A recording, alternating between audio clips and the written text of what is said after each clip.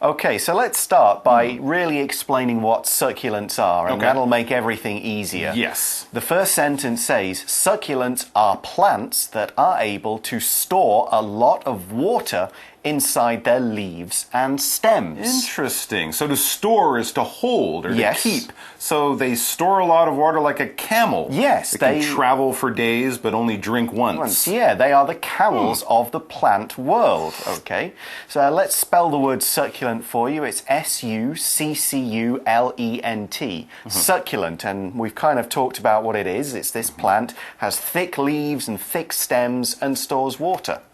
So what about what's a stem? Well, a stem is a big part of a plant, or an important part of a plant, I should say. Generally, if you imagine a flower, a plant, or something like that, you can imagine this long thing that comes out of the ground, and then you might have some leaves on the side, and then the flower would be at the top. Well, that long part that joins the flower to the ground, that would be the stem. For a tree, we would call it the trunk or the body of the tree, and for a plant we would call it a stem. So if you give a flower to a person, for example, or you see the romantic guy holding the flower, he's holding the stem in his teeth, you would hold the stem to give the plant to someone else. We can call that a stalk as well, can't we? S-T-A-L-K, stalk. Right. Okay, so because of this, because succulents can store lots of water, their leaves are quite thick compared to those of other plants. You know, others are thin, succulents have thick leaves. And we use this phrase compared to just when we want to compare two things.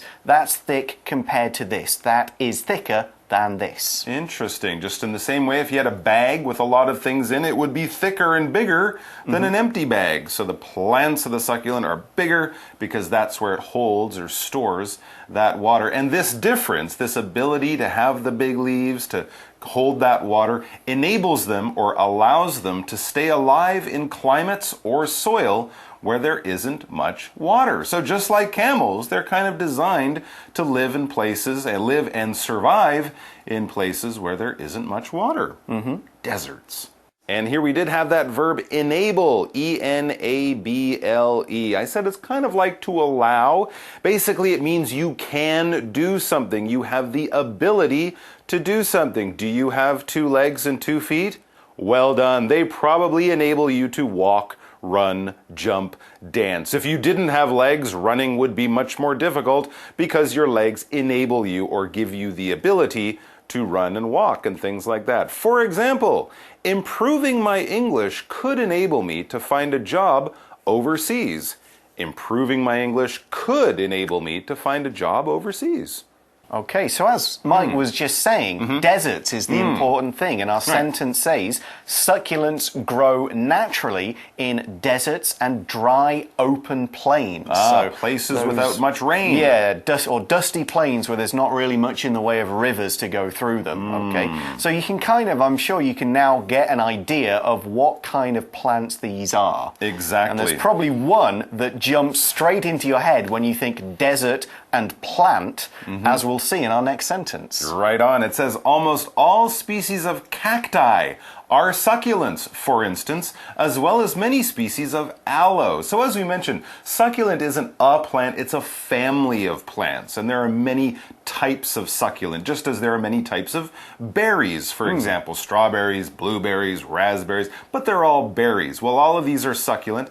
Cacti are the one we might imagine from cartoons where they have people in the desert and there's that green spiky plant. Kind of plant without leaves on it, maybe with a flower, but that's probably quite rare. But they do live out there in the desert. Now, cacti, aloe, these are species of succulents. So think of succulent as the main family, and there's different types or different species of these animals. Species, great word for anyone studying science or nature. S-P-E-C-I-E-S. Species. When we talk about different types of animals, we can talk about cats. for example? Well, there are different species of cats. There are tigers, lions, leopards, even your cute little house cat. They all belong to this feline family. That's the bigger group. But there are different species, different types that are similar in most ways, but different in maybe a few and important ways. For example, people used to think there was only one species of giraffe, but last year scientists realized that there are 4 different species. I thought there were only 2. I think there are 4. They've been kind of looking at their material there. Sometimes you can tell by their spots. Yeah, they look at the genes, basically, because members of the same species can exchange genetic material and have children, basically. That's one of the important things about it. Also note, the plural species is the same spelling and pronunciation as the singular. 1 species, 2 species. Okay, one of the, now cacti, there are many species, different kinds of cacti. Right. This is a plural form of cactus, C-A-C-T-U-S. So a cactus, lots of cacti. Some people say cactuses, C-A-C-T-U-S. E-S, so they're both acceptable plural forms. Okay. And a cactus is, as we've said, a type of spiky plant that we generally think of being in deserts and dry areas, although you can see some on coasts near the sea. Oh, interesting. Okay, but maybe they don't get a lot of rain out there. No. That would be one of the most important things. We use this phrase, for instance, when we're also kind of saying, for example. We're giving you an example of something. We're talking about an idea, and you might be like, I kind of get it. But if we say, for instance, we're giving you a much more realistic example or another form or another, basically a model kind of that. So you go, oh, that's what you mean. Now I understand the bigger idea that you're trying to explain. And there was another type of succulent we saw there, wasn't it? That's right. Cactus, and then this other one, aloe, which I think of when I think of like Watson's. Yeah, and skin cream. That's true. A lot of people use it for that. Aloe is a whole set of different plants. Okay. There are many types of aloe. They're almost always succulents. They do produce flowers, and they kind of grow in tropical areas. And the most common one, aloe vera, is the one which people extract parts of to use because it's supposed to have skin healing and skin soothing properties. So very common for people to use it when they get sunburn. They get a kind of an aloe in some kind of cream to rub on them. There's not a whole lot of scientific proof. More of that later. First, let's get back to the article. We find that people grow and use succulents for a number of reasons. So they don't just grow them because they're pretty. They do it for lots of different reasons. That's right. As we mentioned, aloe can be used for your skin. Cactuses can be very nice in your office or in your home, just as a nice plant to look at. But it says also some are edible and can be added to salads or even eaten on their own. So you can actually use succulents as a type of food. Yeah, that's right. They can be food. Might just use the word edible there. If something is edible, it is able to be eaten either without killing you, because you can't eat it, or it's very, very difficult to digest. Some things won't kill you, you just really can't eat them. But some succulents are edible. So some work as part of a salad with other vegetables, but some of them you can even eat on their own. On their own meaning by themselves without anything else added. You could just pick up this particular succulent and eat it. There you go. For instance. That's right. There's a succulent that you've probably eaten and they will certainly have at your local market. It says dragon fruit is one example. Dragon fruit's that sort of pinkish, reddish fruit, but then you cut it and it's white inside with little black seeds, kind of like a kiwi, but tastes much different, is very sweet, very delicious.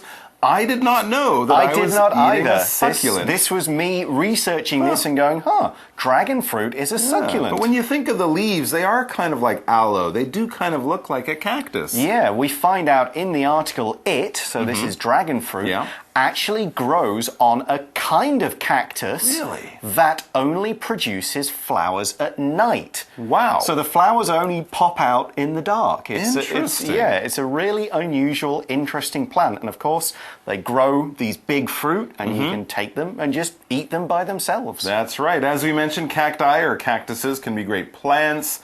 Dragon fruit can be eaten, as can other succulents. And here it says succulents can also be used to make medicine. That's right. We mentioned this a little bit earlier, and you actually specifically mentioned this plant, aloe vera, or aloe vera, as other people might say. It says is used in traditional medicines as a skin treatment and also included in modern products for its skin-soothing properties, for creams for, damaged skin or dry skin. I've also heard it's good for burns. So there we've used the word soothe, skin soothing. To soothe, this is a verb, and it means to either reduce pain or reduce discomfort. We can also use it to mean to calm somebody. You might soothe a baby by gently rocking it, patting it on the back. But here we're talking about reducing the pain or discomfort from a burn or a cut or something else on your skin. And we also have this word property. It's a noun. It's spelled P-R-O-P-E-R-T-Y.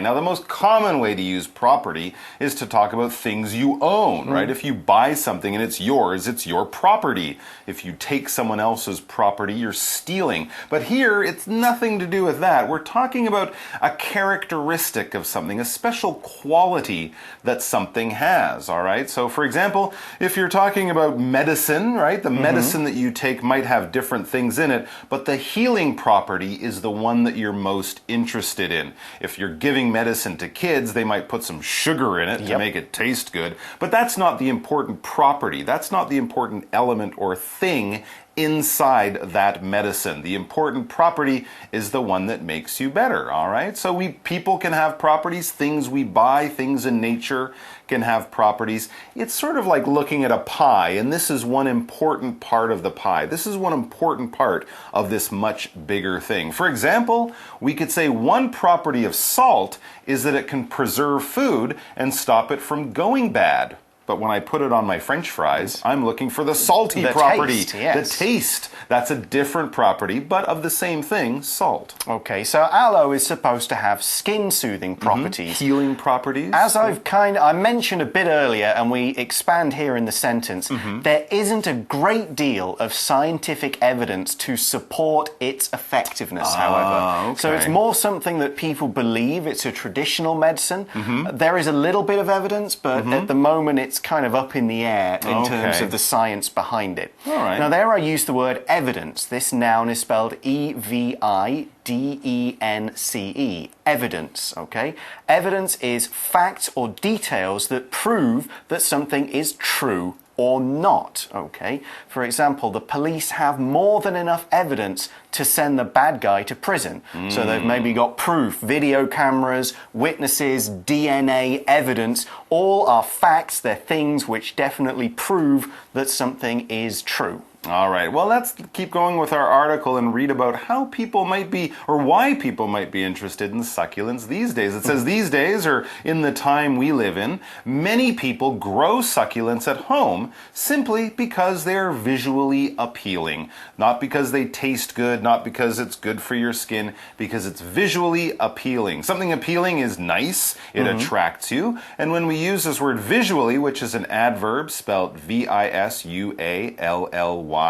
as I mentioned, an adverb, we're talking about the ability to see, your vision. Your vision is your ability to see. So when we talk about things working visually, it means it works with the eyes. All right, so a place that is appealing visually, it looks nice. You might want to take a picture, paint it, or something like that, because it's very pretty, it's very attractive in some way. For example, the food in top-class restaurants has to be visually impressive as well as taste good. Because as they say, you eat with your eyes. The first bite is with the eyes. That's right. If the food looks gross but tastes good, a lot of people won't even try it because it's just not appealing. So Mike did there use the word appealing. Okay, let's look at that in more detail. It's spelled A-P-P-E-A-L-I-N-G,